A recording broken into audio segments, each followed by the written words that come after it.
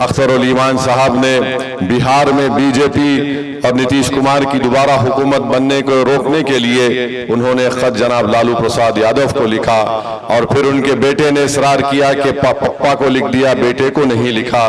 तो अख्तर उल ईमान ने उस हुज्जत को भी पूरा किया। हम भी नहीं चाहते कि बिहार में दोबारा नीतीश कुमार की हुकूमत बने या बीजेपी का मुख्यमंत्री बने। अब ये उन पर मुनस्सिर है कि हमने जो दोस्ती का पेशकश किया, बावजूद इसके कि उन्होंने हमारे 4 विधायक को खरीद लिया। हमारा पेशकश का मतलब कोई कमजोरी नहीं है। हमने ताकत की बुनियाद पर उनको ये कहा कि आप इसको कबूल करिए, नहीं तो हम तैयार हैं, अपनी जंग को जारी रखेंगे, हम अपने मैदान में जाने वाले हैं। और नौजवानों, मैं तुमको पैगाम दे रहा हूं, बिहार में 60% आबादी 25 साल से कम उम्र नौजवान लड़के और लड़कियों पर मुश्तमिल है। खुदा के लिए अपने मुस्तकबिल के लिए मंजलिस को कामयाब करो। ये तुम्हारा कल आने वाले साल, आने वाला कल का सूरज जो निकलेगा वो तुम्हारा मुस्तकबिल होगा। नौजवानों, आप लोगों ने इस कारवान इंसाफ का इस्तकबाल किया है। सरजमीन कोचा धामन में आपने जिस जज्बे का इजहार किया है, इसके लिए हम आप सबको मुबारकबाद देते हैं। हम मुबारकबाद देते हैं उन तमाम लोगों को जिन लोगों ने कल से आज तक और फिर कल से परसों तक इस कारवां को कामयाब बनाने का फैसला किया है। हम लोगों को कई जगह जाने हैं, रास्ते में ट्रैफिक का मसला आया और जोकी में और अरिया में प्रोग्राम है, इसलिए हम लोग ज़्यादा वक्त यहाँ नहीं ठहरेंगे। कोचा धामन के मेरे मोहसिनों, हम आप सबों के शुक्रगुजार हैं कि आपने अख्तर उल ईमान को अपनी दुआएं और मोहब्बत देकर इस मकाम पर पहुँचाया है कि जनाब बैरिस्टर सऊदीन अवैसी साहब के साथ साथ मिलकर आज पूरे मुल्क में और पूरे बिहार में मजलूमों की आवाज़ को ऊँचा करने का मौका मिला है। इसमें आपका ताउन हासिल है, इसलिए हम बिला झिझक किसी और को नहीं, क़िबला असलम साहब को बात करनी थी, जफर असलम साहब को बात करनी थी, भाई अजीजी सरवर को बात करनी थी, समदानी साहब को बात करनी थी, जनाब वारिस पठान साहब भी आए हैं, मैं उनको भी आपसे रूबरू कराना चाह रहा था, भाई तौसीफ आलम साहब हैं, लेकिन वक्त की किल्लत की वजह से हम लोगों ने एक नारा दिया है, अब अपनी पार्टी अपना वोट, और अपना वोट तो अब अपना नेता भी होना चाहिए ना जी। तो अपना नेता, अपना लीडर बैरिस्टर सऊदीन अवैसी साहब को हवाले कर रहे हैं। जनाब बैरिस्टर सऊदीन अवैसी साहब। बिस्मिल्लाहिर्रहमानिर्रहीम, अस्सलाम वालेकुम व रहमतुल्लाहि व बरकातहू। मौजूद हाज़रीन इकराम, बुजुर्गान कौम और मिल्लत, मेरे गयूर नौजवान साथियों, आप तमाम का बेहद शुक्रिया कि आपने अपना कीमती वक्त निकाल कर इस कारवान इंसाफ में एक नुक्कड़ सभा में आप लोग शिरकत किए।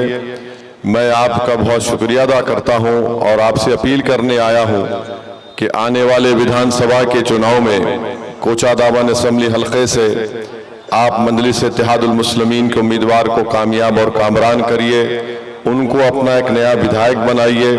मैं आपका शुक्रिया भी अदा करना चाहूँगा कि पार्लियामेंट के इलेक्शन में आपने मोहतरम जनाब अख्तर उल ईमान साहब के लिए, मजलिस के उम्मीदवार के लिए आपने बड़ी उनको भारी अक्सरियत में वोट का अपना इस्तेमाल किया और मुझे यकीन है कि इंशाअल्लाह ताला कोचा दामन में आप वफादारों को कामयाब करेंगे और गद्दारों को शिकस्त देंगे।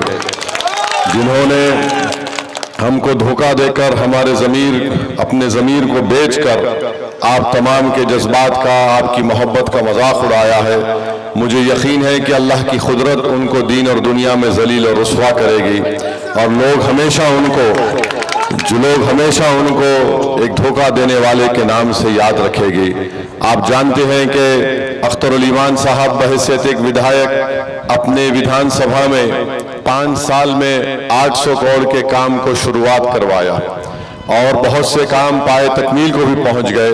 वहीं जाकर जब हम कोचा दामन से हमको खबर मिलती है कि जिसको हमने बड़े अरमानों से वोट दिया था और उम्मीदें हमने वाबस्ता की थी, वो शख्स आज कोचा दामन में तरक्की का काम कराना छोड़िए, वो आज अपना चेहरा कोचा दामन के अवाम को दिखाने के लिए तैयार नहीं है।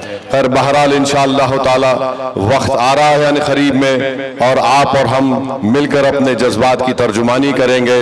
अख्तर उल ईमान साहब ने बिहार में बीजेपी और नीतीश कुमार की दोबारा हुकूमत बनने को रोकने के लिए उन्होंने खत जनाब लालू प्रसाद यादव को लिखा और फिर उनके बेटे ने इसरार किया कि पप्पा को लिख दिया, बेटे को नहीं लिखा, तो अख्तर अली ईमान ने उस हुज्जत को भी पूरा किया।